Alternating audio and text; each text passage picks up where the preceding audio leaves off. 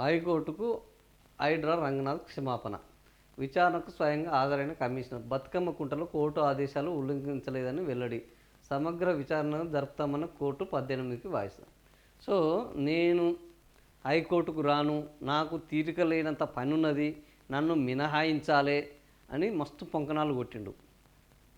ఈయన రంగనాథ లంగనాథ నాకైతే తెలియదు. కానీ ఒక బాధ్యతాయుతమైన పోస్టులో ఉండి ఆక్రమించుకున్న వాళ్ళకు ఖచ్చితంగా వాళ్ళు దానికి మూల్యం చెల్లించాలి. ఏ పద్ధతిలో చెల్లించాలి? ఈ దేశము ఏమన్నా ఏంది రాచరికమా, నియంతృత్వమా? వాళ్ళకు నోటీసులు ఇవ్వాలి, వాళ్ళ ఎక్స్ప్లెనేషన్ తీసుకోవాలి, వాళ్ళ విచారణ జరపాలి, ఒక పద్ధతి ప్రకారము నిబంధనల ప్రకారం ఏదైనా జరగాలి. నా చేతిలో అధికారం ఉన్నది కాబట్టి నేను బుల్డోజర్ తీసుకొచ్చి కూలుస్తా అంటే నువ్వేమన్నా శాశ్వతమా? అదేదో సినిమాలో అన్నట్టు రేపు రాత్రి 12 గంటలకు వచ్చి ఇంటి డోరు గుడితే ఎట్లా ఉంటుంది అనేది ఈరోజు బీసీలో ఆ ధైర్యం చేయట్లేదు, బాధితులు ఆ ధైర్యం బాధితులలో ఎవడన్నా ఒకడు ఆ ధైర్యం చేస్తే ఏంది మన పరిస్థితి? ఇట్లాంటి అరాచకాలు ఎంతకాలం కొనసాగాలి? సో నేను రాను అన్నాడు, హైకోర్టులు రప్పించాయి, నిన్న అక్కడ నిలబెట్టాయి. ఏమి అతీతులు ఏమి కాదు, ఈయన కోర్టులకు అతీతుడు ఏం కాదు, న్యాయానికి అతీతుడు ఏం కాదు, చట్టానికి అతీతుడు ఏం కాదు. ఆయనకు స్వార్థం ఉన్నది, ఆయనకు పరమార్థం ఉన్నది, ఆయనకు లెక్కలు ఉన్నాయి. ఈ లెక్కల్లో ఇప్పుడు ఈ బొక్కలకు అన్నిటి పాల్పడుతున్నారు. ఆ తర్వాత ఆ బొక్కలు ఆ లెక్కలు అన్నీ సరిచేసే సమయం కూడా వస్తుంది.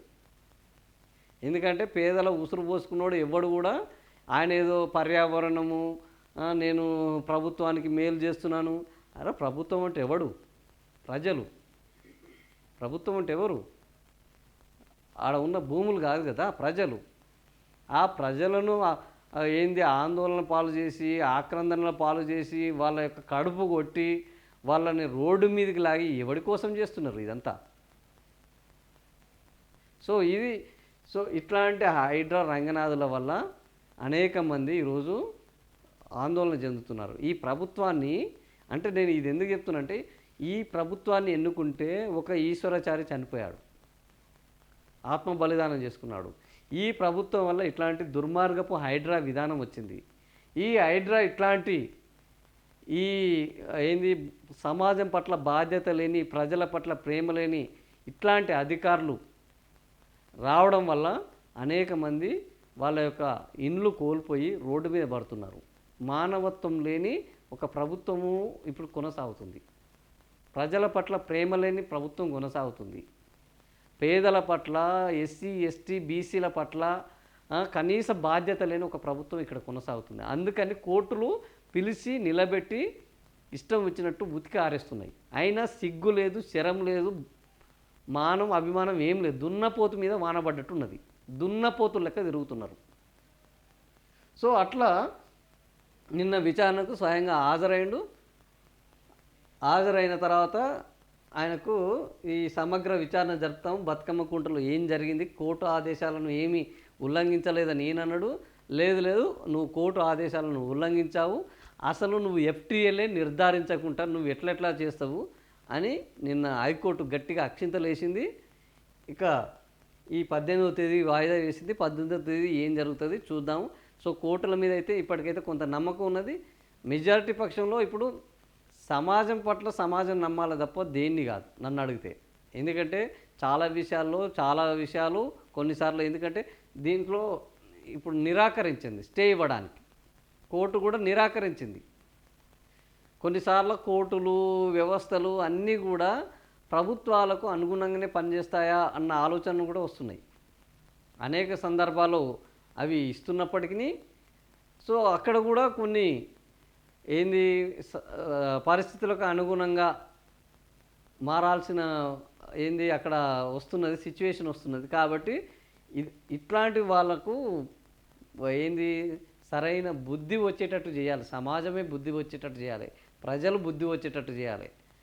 మనిషికి భయం ఉండాలి. ఒకరిని కడుపు కొట్టేటప్పుడు, ఒకరిని రోడ్డు మీద తీసుకొచ్చేటప్పుడు తనకి ఏమన్నా అయితే భయం ఉంటే ఎవడైనా జాగ్రత్తగా ఉంటాడు. కానీ ఆ భయం లేదు. ఇప్పుడు ఈ అరాచకవాదులకు, ఈ అక్రమార్కులకు, ఈ దుర్మార్గులకు భయం లేకుండా పోయింది. మేము ఏం చేసినా చెల్లుతుంది అన్న ఒక ఏంది మొండి ధైర్యము రావడానికి కారణం ఏంటంటే అవతల వాడు మనం బలహీనం కావడం. మన బలహీనత వాడి బలం, మన అమాయకత్వం వాని దుర్మార్గం, మన అజ్ఞానమే వాడి యొక్క ఏంది బలుపు. కాబట్టి ఇవన్నీ జరగడానికి కారణం మనం కూడా ఒక రకంగా దీనికి కారణం ఇట్లాంటివి జరగవద్దు అని అంటే మనం మేల్కోవాలి, ప్రతిఘటించాలి. మన తెరువు వస్తే వాళ్ళ మూలాలు వాళ్ళ ఏంది ఇంకా ఉనికి కనిపించదు అన్న భయం ఎదుటి వాళ్ళు నెలకొనాలి. అప్పుడు ఖచ్చితంగా వింటాడు, ఎవడైనా వింటాడు. దెబ్బకు దేవుడైనా దిగొస్తాడు. అదొక మనకు సామెత ఉన్నది కదా, దెబ్బకు దేవుడైనా దిగొస్తాడు అన్నట్టు. మన తెరువు వస్తే వాళ్ళ ఉనికి కరువవుతుంది, వాళ్ళకు సమాజంలో భద్రత ఉండదు అనే భయం నెలకొంటే మన తెరువు రావడానికి ఆలోచిస్తారు ఆటోమేటిక్గా. ఆ భయాన్ని ఆ ఆలోచనను కల్పించాల్సింది ఖచ్చితంగా. ఇంత ఒక్కడు అరాచకం చేసి ఇంతమంది ఇవి ఆక్రందనలో పాలు కావడమే విచిత్రం. ఇంతమందిలో ఒక్కడు తెగిస్తే అయిపోతుంది, ఇంకొకడు ఇట్లాంటి ఆలోచన చేయడు. సో ఇది ఈరోజు సమాజం ఆలోచించాలి. ఎందుకంటే బలహీనులు 100 మందిని ఒక్కడు కంట్రోల్ చేయడం అనేది అరాచకం.